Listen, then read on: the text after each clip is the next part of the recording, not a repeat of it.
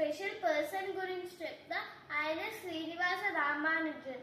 ఈయన the great mathematician. ఈయన తమిళనాడులో 1887లో పుట్టారు.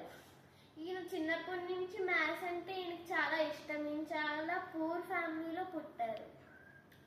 ఈయన 3rd క్లాస్లో ఉన్నప్పుడు మ్యాథ్స్ చెప్పినప్పుడు డివిజన్స్ గురించి చెప్పినప్పుడు ఒక నెంబర్ని సేమ్ నెంబర్తో డివైడ్ చేస్తే ఆన్సర్ ఒకటి వస్తుందని చెప్తే అప్పుడు శ్రీనివాస్ రామానుజన్ ఎగిసి 0ని 0తో డివైడ్ చేసిన ఆన్సర్ ఒకటే వస్తుందా అని అడిగారు. ఇది నిజానికి చాలా గ్రేట్ క్వశ్చన్.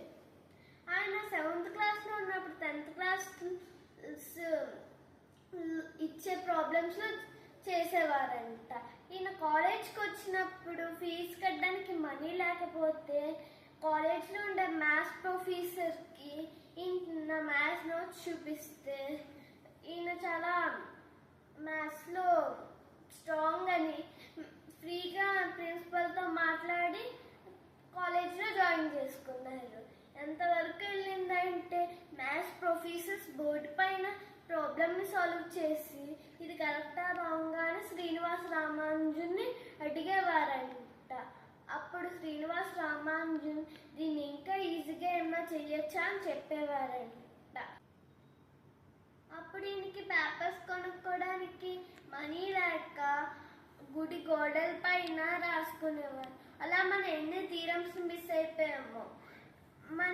ఆయన రాసిన నోట్స్ని ఒక బ్రిటిషర్ చూసి అప్పుడు ఈయన ఇక్కడ ఉండాల్సిన వాళ్ళకారని లండన్లో ఉండే కేంబ్రిడ్జ్ యూనివర్సిటీకి పంపిస్తే అక్కడ ప్రొఫెసర్స్ అందరూ వాళ్ళకి అర్థంగా వదిలేశారు.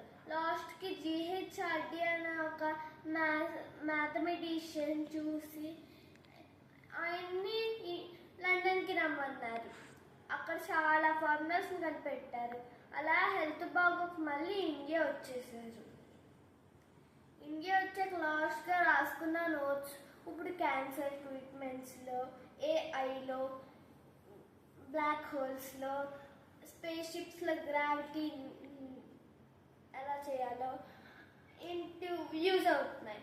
దీంట్లో చాలా ప్రాబ్లమ్స్ మన మ్యాథమెటిషియన్స్ ఇంకా సాల్వ్ చేయలేదు, కొన్నే సాల్వ్ చేశారు.